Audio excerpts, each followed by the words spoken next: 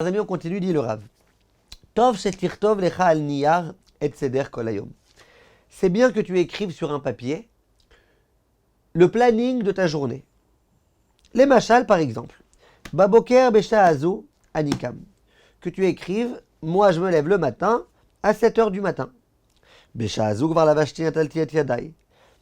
Donc à 7h je me suis levé, à 7h10, je me suis déjà habillé, j'ai déjà lavé les mains. Amarti kriyat shema ou birkat Torah. J'ai déjà dit kriyat shema et birkat Torah.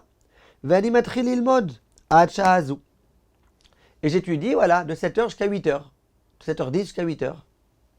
Ou bechol yom te'ayen bareshima lashlim et chukecha. Et chaque jour, à chaque instant, regarde où j'en suis là. De quelle heure à quelle heure. Là, il a donné un exemple.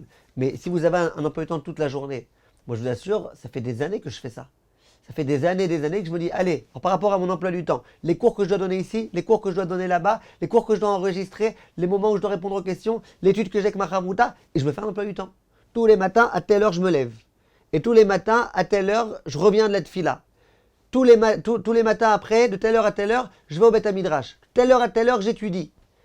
J'étudie quoi? Alors de 9h à midi, j'étudie une chose. De midi à 1h, j'étudie autre chose. Le soir, de minuit à 1h, je réponds aux questions sur Torah Academy. Bref, j'essaye de faire des choses de façon fixe.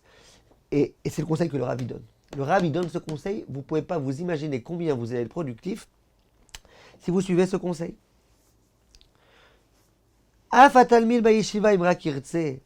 Il dit même le talmid, l'élève qui est à la yeshiva, l'élève qui est à l'école, on dira même aujourd'hui. Yuchal yitrok ou leosif lo shiurim al shiurei ha-yeshiva. À la yeshiva, par exemple, on sait très bien, dans toutes les yeshivot du monde, de 9h à 1h, c'est le Seder Aleph. Après, de 3h à 6h et quelques, 7h, c'est le Seder Bet. Mais si vraiment tu te prends en main, si vraiment tu te prends au sérieux, tu sais qu'entre 1h et 3h, tu peux encore étudier les choses.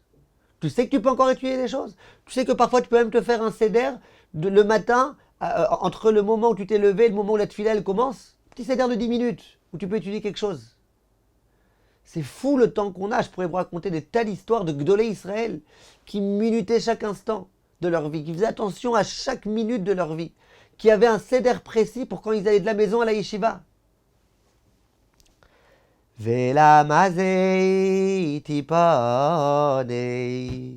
vetibaltel kolkar bet aruchat tzaouraim.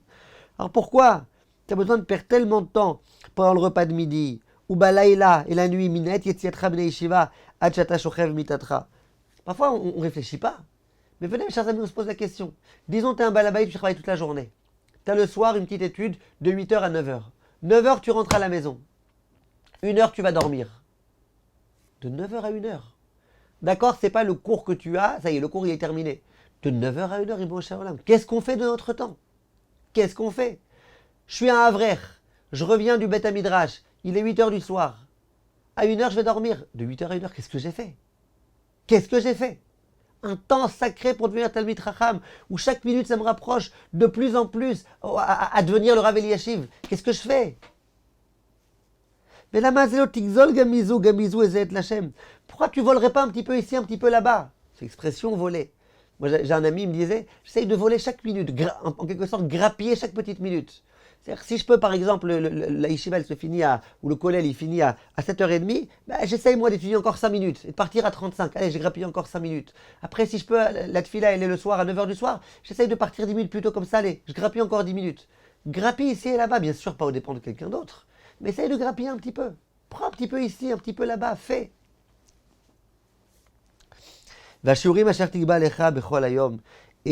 que tu t'es fixé chaque jour, ben talmida yeshiva, ben lomed be'atzmo, que tu sois un élève à la yeshiva, que tu étudies toi-même pour toi-même, kol kar titragel bahem, il faut que tu t'habitues tellement, ve kol kar ikavu lecha lekol yom, lechol sha'a, af lechol rega, lechok velo ya'avor, il faut que ça devienne tellement une habitude, ça fasse partie de ton temps. 9h à 1h, j'étudie. Midi à 1h, j'étudie. Il faut que ce soit quelque chose de tellement fixe pour toi. Adasherim te'anes, beyom echad milashlim eze davar, me'atzmecha, titstaer al ze, vetargish be'atzmecha, shepirtza paratzta bechomat hayom haze. Il faut que ça devienne quelque chose de tellement fixe, tellement important, que ça devient une habitude, que le jour où tu n'as pas réussi à le faire, où tu n'as pas pu le faire, où tu as été empêché de le faire, tu sens qu'il y a un problème dans la journée d'aujourd'hui. Il y a un problème.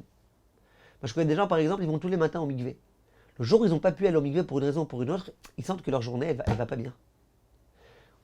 Quand tu t'es fixé 9h à 1h, c'est l'étude. Si un jour tu as été obligé d'aller chez le médecin, tu as commencé ton étude à 11h, tu vas sentir au bout d'un moment qu'il y a un petit problème, qu'il y a un petit manque aujourd'hui. Et si tu sens qu'il y a un manque, tu feras ton possible pour que la prochaine fois il n'y ait pas de manque. Bien sûr, s'il y a un cas de force majeure, tu peux rien y faire. ושיעור החומש, או של חצי עמוד גמרא שחסרת ביום הזה, צועק אליך למה זנחת ורמסת אותי.